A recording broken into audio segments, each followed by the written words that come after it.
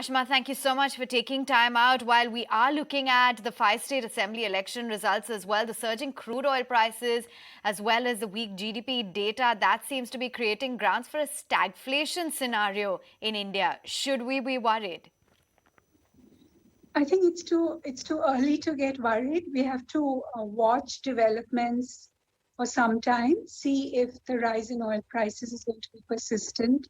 Because in the past, whenever you had a spike during a crisis, it I think, for example, in 2008, it lasted for 3 months. So in this case, already I think Ukraine has talked about being open to not joining NATO. So we need to watch developments a bit longer before deciding that there is stagflation coming.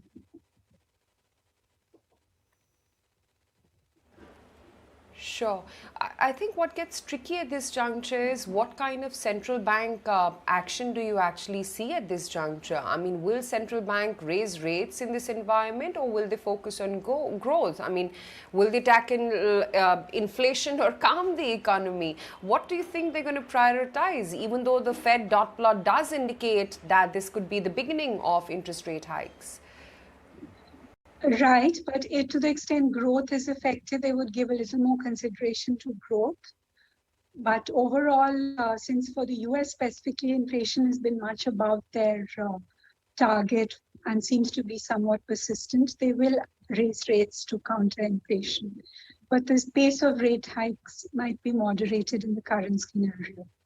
As far as India is concerned, our projections saw inflation coming down, since our inflation is not really correlated with the US, and momentum was seen as decreasing.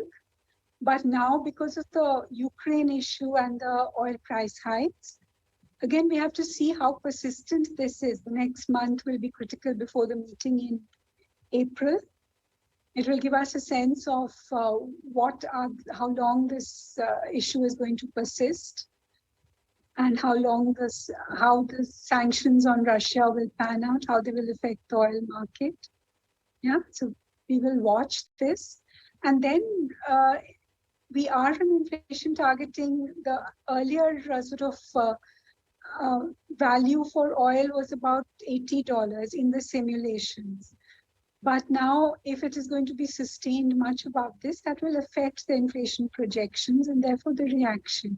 But at the same time, India has a lot of space in terms of counter-cyclical oil taxes, since taxes were kept very high even when oil prices fell.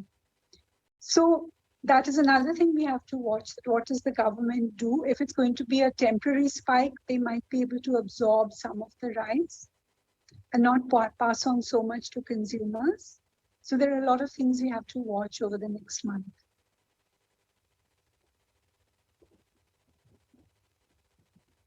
Indeed. And I guess as volatile a situation is for the currency markets as well, Ashima, just wanted to understand, what are you making of the weakness in the Indian currency? Because so far what's come to the rescue is the kind of reserves that we've been sitting at. We think sooner or later the RBI will have to intervene and prevent the slide in the Indian rupee? Well, the RBI's policy, which has stood the test of time, is to intervene when there's excess volatility, right? So in the current situation, it is a panic in the markets and large amount of outflows. And so that qualifies as being excess liquidity. The rupee is not reflecting fundamentals. So, but in such a situation, they normally come in after there is some exit, and they come in when the rupee is weaker. So they would, I think, smooth volatility, but continue with letting markets discover the long-term value. And also the other positive thing is that since last year, they have been kind of rebalancing the excess liquidity that was created for the COVID-19 situation. And despite COVID-19, we saw a lot of inflows and reserves really increased tremendously. So to the extent there is some decrease in reserves, it's a very healthy rebalancing of the excess liquidity. which will allow them to support, government securities somewhat more consistent with their balance sheet expansion required for production of reserve money.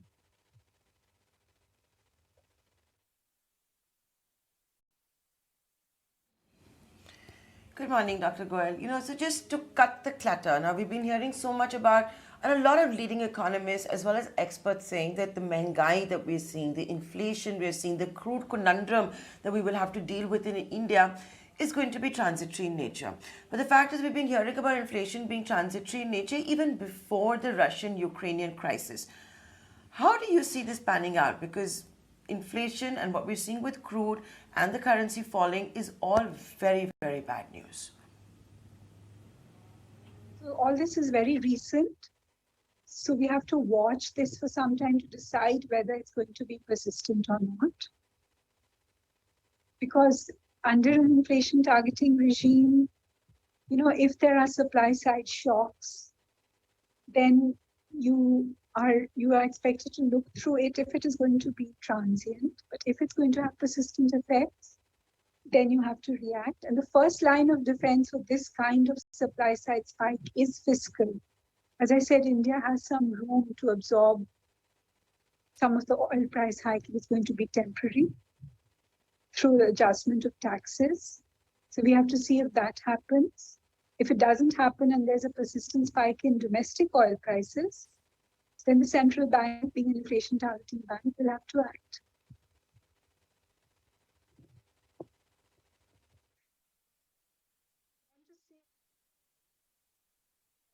For central banks around the world, led by the US Fed, to react. Dr. Goyal, we've already started to see flight of capital in a sense, right? If you just see the way the FIIs, the kind of intensity and velocity with which they're selling the Indian market, do you anticipate a big change in flows and this to be the big trend going forward because of the change in the interest rate regime?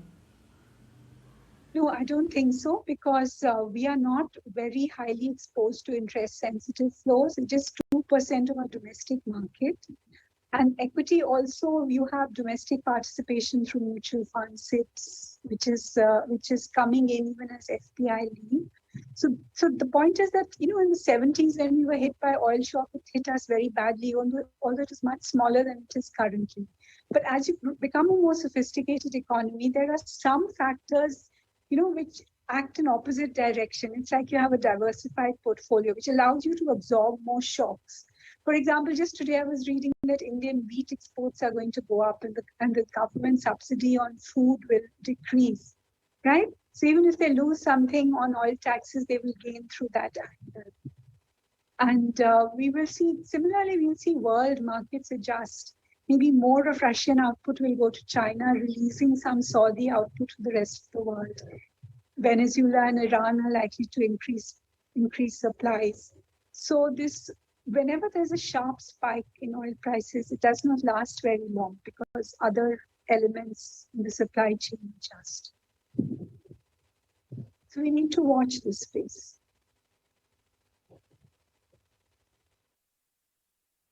We're all in wait and watch mode. That's the crux of it. Let's see how all of this pans out. It's not even been 24 hours since US President Joe Biden has banned oil imports from Russia to America. We'd seen a knee-jerk reaction on crude, which has since then retreated. We started to see reaction in the bond markets as well. The currency markets, of course, being the last bastion that needs to react to this bit of news. Dr. Goyal, it's always a pleasure talking to you. Thank you so much for joining us live today on The Market.